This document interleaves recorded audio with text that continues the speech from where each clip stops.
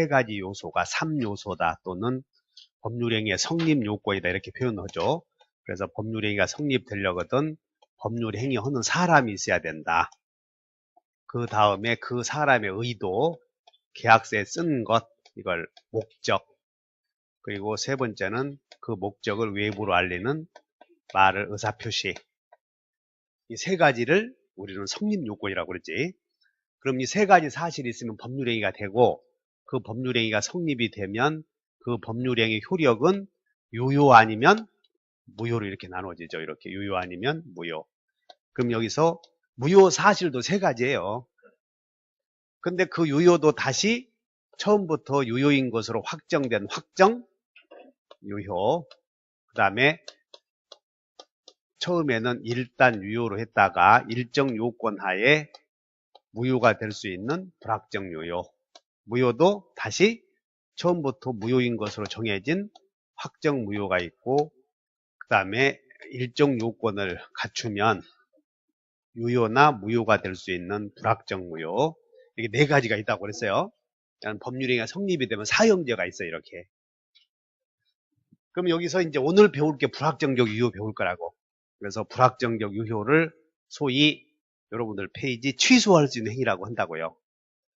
그러면 불확정적 유효를 다른 말로 말하면 취소할 수 있는 행위다. 그러면 이제 취소할 수 있는 행위를 불확정적 이렇게 쓰여 있으니까 불자가 떨어져 나가야 되는 거예요. 그래서 취소할 수 있는 행위를 확정적으로 유효로 할 것이냐 아니면 확정적으로 무효로 할 것이냐 둘 중에 하나일 텐데 어디 취소할 수 있는 행위를 이제 추인이라는 말도 있고 또 취소라는 말도 있는데 이제 여러분들이 지금까지 배웠던 실력으로 찍는 거예요. 이 취소할 수 있는 불확정 유효를 확정 유효로 한다는 말을 둘 중에 하나 골라보셔. 추인 고르겠어? 취소 고르겠어? 응? 취소 고르면 그러니까 둘 중에 하나 골라. 근데 99명이 전부 추인 골랐는데 다시 얘기한다. 불확정 유효를 불자를 띄고 확정 유효로 하고 싶다고 시방. 이 행위를 알아들었어? 그러면 불확정 유효를 확정 유효로 하고 싶을 때 쓰는 말을 무엇이라고 하는가 그러면 그래야지. 그걸 거기다 취소하면 그분들은 수강료 10,000원씩 더 내야 된다고. 그러면 불확정 유효를 확정적으로 무효로 하고자 할 때 쓰는 말을 무엇이라고 하냐 그러면 다 배웠잖아. 취소. 읽어보자고. 이제 129페이지에 취소 일반 나오죠. 취소란 이렇게 돼 있는데 취소란 밑줄 그으셔. 일단 유효이다 동그라미 쳐봐. 일단 유효. 일단 유효이다 이렇게 동그라미 쳐놓고 위로 쭉 빼. 일단 유효를 쭉 빼시고 위로 이렇게 메모하셔봐. 불확정 유효 이렇게 써보셔. 일단 유효를 다른 말로 말하면 뭐라고? 하늘로 쭉 올라가. 높이. 좀 마음의 여유를 좀 가지셔. 메모할 때. 쭉 올라가시라고. 그래서 이렇게 쓰고 자 이제 이렇게 하려고 그래. 불확정 유효를 공부하는데 유효라도 확정 유효요 불확정 유효요? 지금 불확정 유효를 공부하는데 처음부터 무효로 할 때 쓰는 말을 무엇이라고 하는가? 취소. 그래서 일단 유효하게 성립한 법률행위 효력을 나중에 행위 시점으로 자 동그라미 쳐봐. 소에다가 소급하여 소급. 그러면 자 취소하게 되면 취소한 때부터 무효요 처음부터 무효요? 그러면 여러분들 소급한다 그 말이 잘 모르시는 분은 처음부터다 그런 뜻이야. 다시 한번 처음부터. 그러면 가불간의 매매가 이 불확정 지금 여기 같은 거야. 7월 1일 날 10월 20일 날 매매를 했다고 봐. 70년. 그럼 10월 20일 날 매매했을 때 요걸 11월 20일 날 취소라는 말을 하게 되면 요 행위는 언제부터 무효가 된다고? 10월 20일부터 그 얘기요. 그런 거 뭘 어려워서 자격증 취득 못하냐고. 그러면 이제 봐. 우리는 무효는 하도 많이 배웠다고. 그래서 무효의 종류에는 우리는 무효의 종류에도 확정 무효가 있어서, 그럼 확정 무효가 나오면 일부가 무효이면 전부 무효. 그래서 일부가 무효이면 전부를 무효로 한다. 이런 거 배웠어.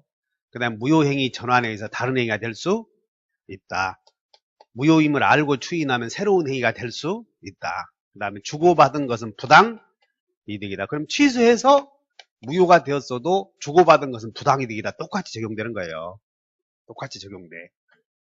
이런 생각을 하시고, 취소해서 무효가 되면, 자, 무효는 또 이렇게 한번 보자. 무효는 나중에 후에 무효임을 알고 추인하면 새로운 행위가 될 수 있겠어, 없겠어?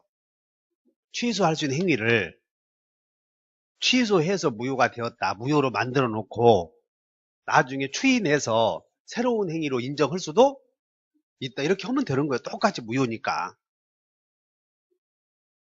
또 우울한 표정을 짓는데 129페이지에 이제 이 정도만 아시면 돼. 잡아. 취소할 수 있는 행위를 취소하면 뭐가 된다? 그때부터 소급해서 무효로 한다. 이 정도 아시면 돼. 그러면 자, 이와 같이 취소할 수 있는 행위, 즉 취소 사유는 생기는 게 다 당사자에서, 목적에서, 의사표시에서 생기겠지. 그 중에서. 그러면 당사자에서는 어떤 사유로 생기냐면 다 같이 제한능력, 의사표시에서는 어떤 사유? 착사강. 그래서 취소 사유도 성립 당초에 당사자가 미성년자이거나 의사표시할 때 실수를 했다거나 사기당해서 협박당해서 법률행위 했다면 취소할 수 있는 행위가 된다는 거지. 밑에 봐. 밑에 140조 취소권자. 취소할 수 있는 법률행위는 그 제한능력자 나오죠? 제 동그라미 저 빨간 것으로 제. 아니 조문에 밑에 조문 140조. 그 다음에 제한능력자의 제. 착오로 인하거나 사기 강박 어디다가 이제 사강. 그러므로 이 취소할 수 있는 행위는 당사자가 제한능력자이거나 의사표시할 때 착사강으로 했다면 그 행위를 취소할 수 있는 행위라고 한다는 거지. 그러니까 따라서 취소 사유는 몇 가지요?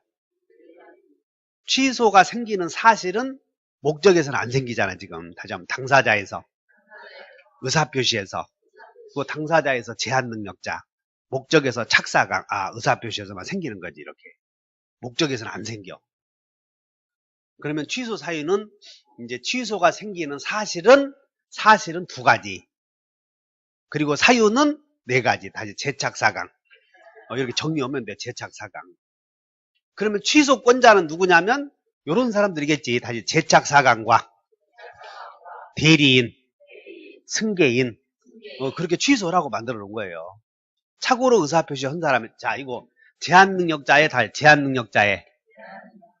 법정 대리인, 착사강에 의해서 의사를 표시한 자, 또는 우리는, 자, 다시 2번 가봐. 취소권. 2번 취소권에다가 메모하셔. 오른쪽에 우리는 권리 나오면 졸다가도 취소권에다 오른쪽에 위로 올라가서 그 2번 취소권 있지? 취소권자 위에 2번 취소권 보이잖아. 거기다가 권리만 나오면 졸다가도 여기 대학이 무슨 대학이야? 공인중개사에 서울대학 하지 말고 다 양상대. 다시 한번 공인중개사에 양상대. 그래서 권리가 나오면 양도할 수 있잖아. 재산권은 전부. 그러니까 취소권도 양도할 수 있다는 거예요. 지금 다시 한번 취소권도 양도할 수 있다. 그러면 상이 먹었어. 그러니까 취소권도 상속이 가능하다는 거예요. 취소권도. 그 다음에 모든 재산권은 우리는 하도 많이 해서 다 같이 물권자는 침해자에게 물부손 있고, 물권자의 채권자는 대위할 수 있다. 그거 다 공통점이라고. 그래서 여기는 채권자가 대위 행사할 수 있어. 채권자가 대위 행사할 수 있다고. 그래서 취소권도 시험이 취소권자의 채권자가 대위 행사할 수 있다. 그러면 그냥 오해해버려야 돼. 고민하지 말고. 모든 재산권 배우니까 지금. 그 다음에 권리는 꼭 행사해야만 속이 후련해? 포기할 수도 있어. 그래서 우리는 권리 나오면 다 같이 양상대포. 한 쉬운 번도 더 했어, 이 말은. 권리는 양상대포 할 수 있다. 그럼 이 이론이 똑같이 적용되고, 취소권도 양도할 수 있는데, 취소권을 양수받은 사람을 거기서는 특정 승계인이라고 그러는 거예요. 취소권을 양수받은 사람을 뭐라고 부른다고요? 특정 승계인. 이렇게. 그러면 취소권을 상속받은 사람은 특정 승계인이라고 하겠어? 포괄 승계인이라고 하겠어? 상속은 포괄 승계잖아, 지금. 상속인은 포괄 승계인. 이렇게. 엄청 쉬워. 이렇게 해놓으면 다 양상대포, 양수인, 특별 승계인. 그러니까 취소권도 양도받을 수 있다는 거예요. 이렇게. 그 정도만 아시면 돼. 취소권도 상속이 가능하다. 포괄 승계인. 취소권도 채권자가 대위할 수 있다. 설득되냐고. 그럼 이런 사람들을 취소권자라고 불러.